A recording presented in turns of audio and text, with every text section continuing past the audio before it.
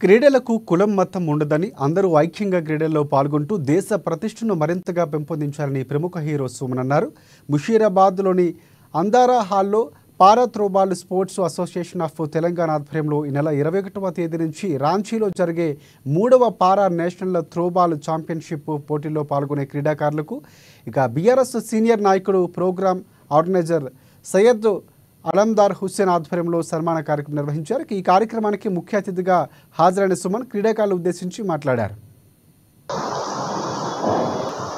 Physically challenge వాళ్ళు pro throwball అనే గేమ్కి అంటే వాళ్ళు వెళ్తున్నారు ఇక్కడి నుంచి రాంచీకి.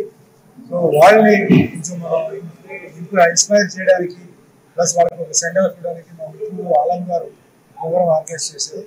సో నాకు చెప్పడం జరిగింది.